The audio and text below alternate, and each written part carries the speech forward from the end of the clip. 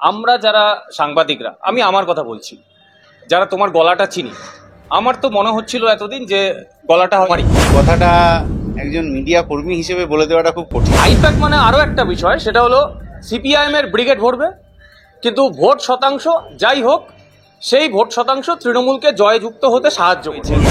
তারা এসে একটু সমবেদনা জানানো, এই ধরনের ভুল চর্চা হওয়াটা উচিত। তোমাদের সম্মেলন থেকে উঠে এসেছে যে সবাই নেতা হতে চাইছে, কর্মী হিসেবে বা শাখা সংগঠনের দায়িত্ব কেউ নিতে চাইছে। আজকে তৃণমূল নেত্রী চেঁচিয়ে উঠছেন যে সব নাম বাদ দিতে হবে বলে, অথচ ওর দলই কিন্তু নির্বাচন কমিশনে গিয়ে বারংবার বলেছে যে কোনো নাম বাদ দেবে। কি এবারও ওই তৃণমূলকেই সাহায্য করবে তোমরা? নমস্কার, বিবিধ নিউজে আমি অমিত রয়েছি আপনাদের সঙ্গে। মুখ্যমন্ত্রী মমতা বন্দ্যোপাধ্যায় জানিয়ে দিয়েছেন আইপ্যাক থাকছে, যদিও প্রশান্ত কিশোরের আইপ্যাক নয়, এটা প্রতীক জৈনের। আর আইপ্যাক থাকা মানেই কি? আইপ্যাক থাকা মানে আপনার বিভিন্ন জনময়নী প্রকল্প প্রলোভিত করা, আপনাকে, আপনি ভোট দিতে বাধ্য হবেন। আইপ্যাক মানে কি? আইপ্যাক মানে তৃণমূলে বিভিন্ন পদ বিক্রি হবে কোটি কোটি টাকায়। আমি বলছি না মদন মিত্রের কথা। আইপ্যাক মানে কি? আইপ্যাক মানে ভোট ম্যানেজ হবে, অর্থাৎ ভোটের দিন ভোট ম্যানেজ হবে এবং কাউন্টিংয়ের দিন ভোট ম্যানেজ হওয়ারও অভিযোগ উঠবে। আর আইপ্যাক মানে আরও একটা বিষয়, সেটা হলো সিপিআইএম এর ব্রিগেড ভরবে, কিন্তু ভোট শতাংশ যাই হোক সেই ভোট শতাংশ তৃণমূলকে জয়যুক্ত হতে সাহায্য করবে। সম্প্রতি সিপিআইএম এর রাজ্য সম্মেলন সম্পন্ন হয়েছে। কলতান দাশগুপ্ত আমাদের সঙ্গে রয়েছেন, সিপিআইএম নেতা। আমরা এ বিষয়ে জানবো। খুব সামনেই 2026-এর নির্বাচন রয়েছে, হাতে খুব একটা বেশি সময় নেই। রাজ্য সম্মেলনের পর এই যে সিপিআইএম এর যে রূপরেখা তৈরি হয়েছে, তাতে কি এবারও ওই তৃণমূলকেই সাহায্য করবে তোমরা? তৃণমূলকে সাহায্য করলাম আমরা, এই কথাটা একজন মিডিয়া কর্মী হিসেবে বলে দেওয়াটা খুব কঠিন। কারণ কোন ভোটের পরিপ্রেক্ষিতে কে কার সাহায্য পেল তার সম্পর্কিত কোনো প্রামাণ্য দলিল আছে বলে মনে হয়। ফলে এই ধরনের চর্চা আসলে মানুষকে আরও বিভ্রান্ত করতে সহযোগিতা করে, যেটা করা উচিত নয় আর কি। ফলে কার ভোট কে পেল, কোন নেতা কার দিকে গেল, এই নিয়ে আরও বিরাট চর্চার বিষয় রয়েছে। বামপন্থী রাজনীতি সবসময় বামপন্থীদের সাহায্য সহযোগিতা করা এবং সাধারণ মানুষকে সাহায্য সহযোগিতা করার জন্যই হয়। চোর, চিটিংবাজ, দাঙ্গাবাজ, লুটেরা বাদ দিয়ে সাধারণ মানুষকে সাহায্য করার জন্যই বামপন্থী রাজনীতি। তার বাইরে অন্য কাউকে সাহায্য সহযোগিতা করার কোনো প্রশ্ন নেই। তারা ভোটে জেতার জন্য, বিশেষ করে বিরোধীদের গ্রাউন্ড ওয়ার্ক বা গ্রাউন্ড জব, এটা খুব গুরুত্বপূর্ণ। তো এই গ্রাউন্ড ওয়ার্ক করবার জন্য তোমাদের এই রাজ্য সম্মেলনে কি কি পরিকল্পনা করা হয়েছে? মানুষের কাছে আরও বেশি করে পৌঁছাতে হবে তার দাবি দেওয়া নিয়ে এই পরিকল্পনা তো আছেই, কিন্তু মানুষকে বিভ্রান্ত করার জন্য যে সাম্প্রদায়িকতার চর্চাকে ক্রমাগত বাড়িয়ে তোলা হয়, সেই চর্চার বিরুদ্ধে কীভাবে লড়তে হবে সেটা এই সময় খুব গুরুত্বপূর্ণ। কারণ একটা বাজেট অধিবেশন, সেই বাজেট অধিবেশনে যদি রাজ্যের মুখ্যমন্ত্রী এবং বিরোধী দলনেতা ধর্ম, জাত, পোশাক, খাবার এইগুলো নিয়ে চর্চায় মেতে ওঠেন, তাহলে যে মানুষ বাজেটের দিকে তাকিয়ে রয়েছে, জিনিসের দাম কমবে কিনা, বেকারের চাকরি হবে কিনা, পরিযায়ী শ্রমিকের যন্ত্রণা মিটবে কিনা, মানুষ তো সেগুলো কিছু পাচ্ছেন না। তাহলে বাজেট অধিবেশনটা আসলে গরিব মানুষের জন্য কাজের ব্যবস্থায় হতে হবে। এই যে একটা গ্লোবাল সামিট হয়েছে, সেই গ্লোবাল সামিটে কত টাকার শিল্প এলো, কোথায় কটা ইট পড়লো, সেইগুলো নিয়ে বাজেটে আলোচনা হতে হবে। কিন্তু রাজ্যের বাজেটের সমালোচনা করতে কেন্দ্রীয় দল পারবে না, কেন্দ্রীয় বাজেটের সমালোচনা করতে রাজ্যের দল পারবে না, কারণ তারা তাদের নিজেদের কাজের জায়গায় অপদার্থতা প্রমাণ করেছে। ফলে কাজ, শিক্ষা, দুর্নীতি, এই সমস্ত প্রশ্ন সরিয়ে রেখে ধর্ম, ধর্মান্ধতা, এই সমস্ত প্রশ্নগুলো সামনে নিয়ে আসা হয়েছে, যাতে এই চর্চায় জিগিরে উন্মত্ততা তৈরি করে ভোট বৈতরণীটা পার করা যায়। যাতে ভোট বৈতরণী এইভাবে পার না হয়, সেইটা এই সময়ের চ্যালেঞ্জ, যে চ্যালেঞ্জ বামপন্থীরা গ্রহণ করছে। আমি গ্রাউন্ড ওয়ার্ক বলতে তোমাকে যেটা বলতে চাইছি, আমরা আমাদের বাপ ঠাকুরদার কাছে শোনা, আমরা বেশি দিন সাংবাদিকতা আমি অন্তত নেই, যেটা আমি শুনেছি যে বামফ্রন্ট আমলে সুভাষ চক্রবর্তীর মতো কিছু নেতা ছিলেন বা কান্তি গঙ্গোপাধ্যায়ের মতো কিছু নেতা ছিলেন, যারা মানুষের সঙ্গে নিবিড় সংযোগ রেখে চলতেন।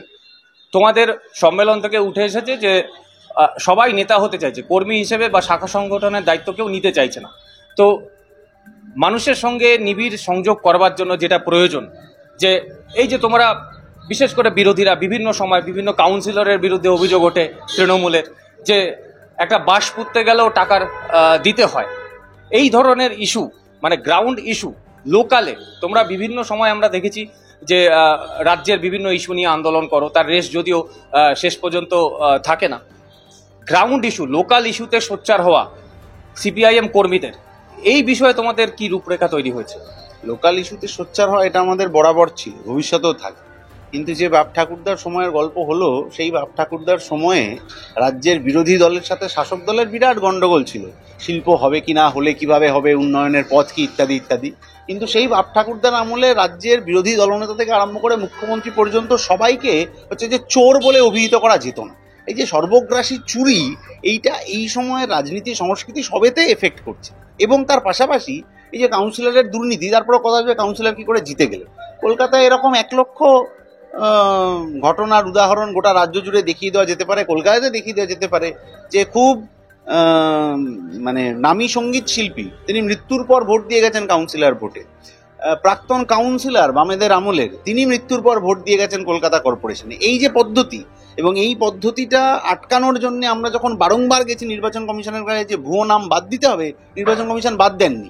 আজকে তৃণমূল নেত্রী চেঁচিয়ে উঠছেন যে সব নাম বাদ দিতে হবে বলে, অথচ ওর দলই কিন্তু নির্বাচন কমিশনে গিয়ে বারংবার বলেছে যে কোনো নাম বাদ দেওয়া যাবে না, যাতে ওই ভুয়ো নামগুলোতে ভোট দখল করে কোথাও পঞ্চায়েতে কোথাও কাউন্সিলরে উনি ওনার রাজনীতির কথা, ওনার ক্ষমতা দখলটাকে সম্পন্ন করতে পারে।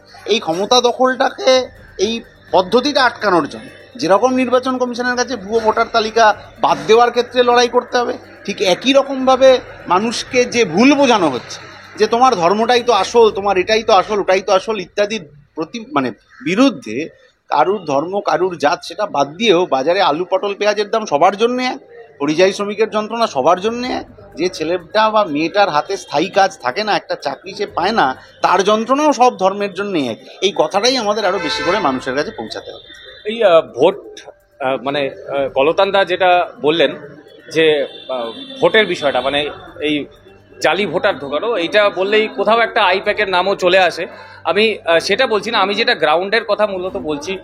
ধরো আমার পাড়ায় কেউ মারা গেল, সে হতে পারে বিরোধী দলের কর্মী, অথবা সে বিরোধী দলের সঙ্গে যুক্তও থাকতে পারে, নেতা হতে পারে।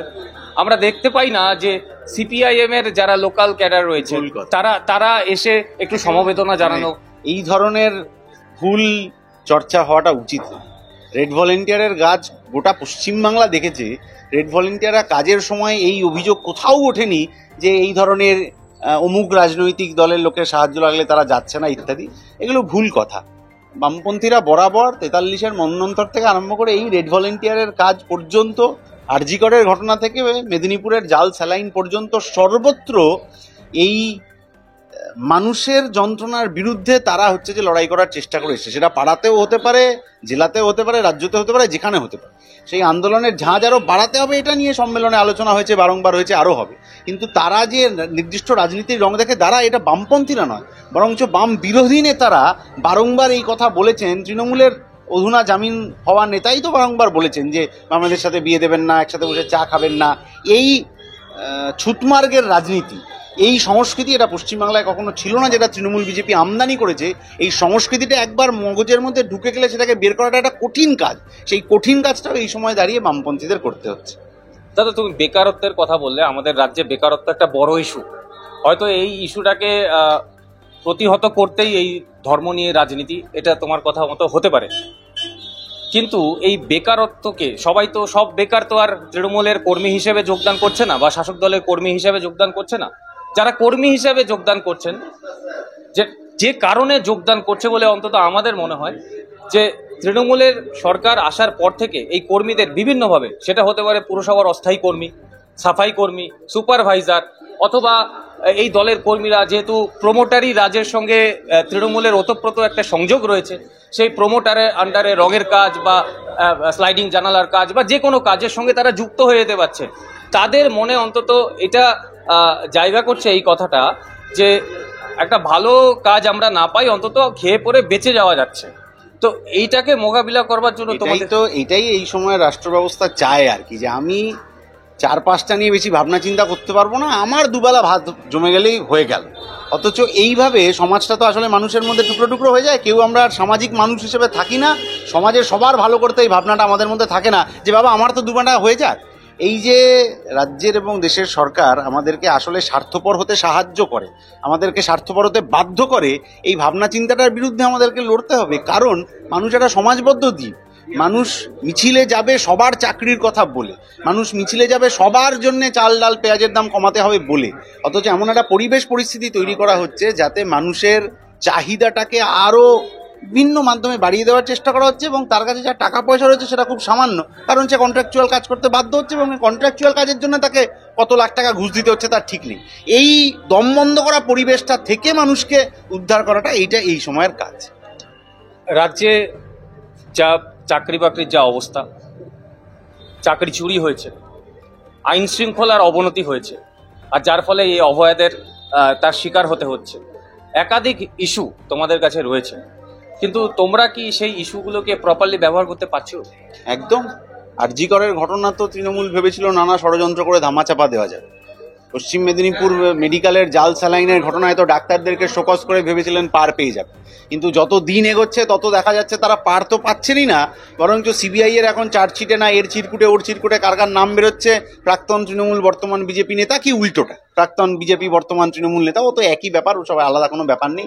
ফলে আমাদের লড়াইটা যে সঠিক ছিল, 13 সাল থেকে আমরা নিয়োগ দুর্নীতির বিরুদ্ধে লড়াই করছি, তখন লোকে বলেছিল এ কিছু হবে না। আজকে 25 সালে এসে মানুষ বুঝতে পারছে তৃণমূল বিজেপির দুদলের নেতারা একই সাথে সেটিং করে পয়সা খেয়েছে। ফলে এই যে দীর্ঘদিন 12 বছর ধরে এই লড়াইটা আমরা করে যাচ্ছি, তারপর আরও অনেকগুলো ইস্যু এসছে, আনিসের ঘটনা এসছে, আরজি করের ঘটনা এসছে, মেদিনীপুরের জাল স্যালাইনের ঘটনা এসছে। ফলে এই সমস্ত ঘটনায় দীর্ঘকালীন লড়াই আন্দোলনের মধ্যে দিয়ে আসলে মানুষ আজকে যেটা নিয়োগ দুর্নীতি নিয়ে বুঝতে পারছেন যে তৃণমূল বিজেপির সেটিংটা, অন্য দুর্নীতিগুলোতেও মানুষ এই জায়গায় বুঝতে পারবেন, এটা আমরা জানি। সেই জন্য একটা দীর্ঘকালীন লড়াই করে যেতে হবে। এটা T20 খেলা নয়, এটা টেস্ট ম্যাচ, আমরা সেই রকম করেই খেলি। না, আমি বলছি যার চাকরি বিক্রি হচ্ছে, যে যোগ্য ছেলেটার চাকরি বিক্রি হয়েছে, বা যে মেয়েটা তার শ্লীলতাহানি হয়েছে বা তার সম্ভ্রম রক্ষা করা যায়নি, সেই ছেলেটা বা সেই মেয়েটা তো আমার তোমার ঘরের হতে পারে, কোনো তৃণমূল কর্মীর ঘরেরও হতে পারে, কিন্তু ভোটটা কেন তোমরা নিজের দিকে টানতে পারছো না? এটা কেন বোঝাতে পারছো না? ভোটের আগে মানুষকে এমন কিছু উত্তেজনার বার্তা দেওয়া হচ্ছে যাতে করে সাধারণ মানুষ তাদেরকে অন্য দিকে নজর ঘুরিয়ে দেওয়ার চেষ্টা করা হচ্ছে। আমি একটা উদাহরণ দিতে পারি, এই যে বাংলাদেশের ঘটনায় যিনি জেলে আছেন তাকে নিয়ে বিজেপি খুব মিটিং মিছিল করার কথা বলছে, বামপন্থীরাও মিটিং মিছিল করেছে বাংলাদেশের সংখ্যালঘু নির্যাতন নিয়ে, কিন্তু বাংলাদেশে যিনি জেলে রয়েছেন তার বিরুদ্ধে যে দেশদ্রোহিতার অভিযোগ ওখানকার সরকার করেছে, ভুল করেছে, একই জিনিস তো বিজেপি আমার দেশের বিভিন্ন মানুষ সম্পর্কেও করেছে। তাহলে এই যে বগ ধার্মিক একটা ভাব, এই যে যখন যেমন তখন তেমন সুযোগের ব্যবহার করা, এবং এই বাংলাদেশের ঘটনাকে ব্যবহার করে এখানে কখনো রোহিঙ্গা ইস্যুতে মানুষকে বোকা বানানোর চেষ্টা করানো ইত্যাদি, এইগুলো ভোটের আগে আগে ছড়িয়ে দিয়ে মানুষকে বিভ্রান্ত করার চেষ্টা হচ্ছে। কোনো একটা জায়গায় শ্রমিকদের নির্বাচনের আগে শ্রমিকদের দাবি দেওয়া নয়, শ্রমিকের মধ্যে কে কোন জাত কে কোন ধর্মের সেইটা নিয়ে বিজেপি তৃণমূলের লোকেরা আলাদা আলাদা করে মিটিং করছেন ঐক্যবদ্ধ লড়াইটাকে ভেঙে দেওয়ার জন্য। মিডিয়ার একাংশ আছেন, তারাও এই লড়াইটাকে ঐক্যবদ্ধ লড়াই হলে যাতে তৃণমূল বিজেপি বিপদে পড়ে সেটা তারা চান না, আমরা দেখছি মেন স্ট্রিম মিডিয়ার একাংশ এটা করছেন। ফলে অনেক কঠিন লড়াই, যেটা আসলে আমাদের পূর্বপুরুষরা যখন লড়েছেন, আমরা যখন গল্প শুনেছি তখন লড়াইটা অনেক সোজাসুজি হতো, তখন এই ধরনের বিলো দ্য বেল্ট অ্যাটাক সাধারণ মানুষের ওপর যেটা হতো না, যেটা আজকের দিনে দাঁড়িয়ে হচ্ছে। ফলে লড়াইটা কঠিন, কিন্তু কঠিন লড়াই আমরা লড়তে জানি, কঠিন লড়াই আমরা লড়বো। একদম শেষ প্রশ্নে আসবো পলতান দা, সেটা হচ্ছে তোমার কিছুদিন আগে একটা অডিও নিয়ে তোলপাড় পড়ে গিয়েছিল রাজ্য রাজনীতিতে। আমরা যারা সাংবাদিকরা, আমি আমার কথা বলছি, যারা তোমার গলাটা চিনি, আমার তো মনে হচ্ছিল এতদিন যে গলাটা হয়তো তোমারই, কিন্তু মুখ্যমন্ত্রী মমতা বন্দ্যোপাধ্যায় যেটা বললেন যে এআই প্রযুক্তি এমন অবস্থায় গিয়েছে যে মুখ্যমন্ত্রীর গলাও নাকি নকল হয়ে যাচ্ছে, বোঝার উপায় নেই। তো সেখানে তো একটা দ্বন্দ্ব তৈরি হয়ে গেল, মানে মুখ্যমন্ত্রী কি তোমাকে ক্লিন চিট দিয়ে দিলেন? মুখ্যমন্ত্রী ক্লিন চিট দিলেন কিনা সেটা গুরুত্বপূর্ণ নয়, বরং তদন্তে সহযোগিতা করার কথা আমরা যেরকমভাবে বলে এসেছি, যারা তৃণমূলের নেতা ধরা পড়ছেন তারাও তদন্তে সেরকম সহযোগিতা করুন, তাহলে দুধ কা দুধ পানি কা পানি হয়ে যাবে, এটা এক। আর দ্বিতীয় কথা হচ্ছে, আরজি করের ঘটনায় অনেক ধরনের ষড়যন্ত্র হয়েছে, সেটা ব্যক্তি কলতান দাশগুপ্তরা কোনো ব্যাপার না, কারণ বামপন্থী রাজনীতিতে ব্যক্তি কখনো অপরিহার্য হয় না। একজন চলে গেলে আরও 1 লক্ষ জন দাঁড়িয়ে যাবে, কিন্তু ওই কাকুর যে লিস্ট বেরিয়েছে যে কে কোথায় কত টাকা খেয়েছেন, ওই কাকু চলে গেলে পরের বার আবার কে টাকা এনে ধরে দেবেন তাদের, তৃণমূল আগে ওই নামটা খুঁজে বার করবে। অসংখ্য ধন্যবাদ পলতান দা, আপনারা শুনলেন এক্সক্লুসিভ পলতান দাশগুপ্ত। দেখতে থাকুন বিবিধ নিউজ।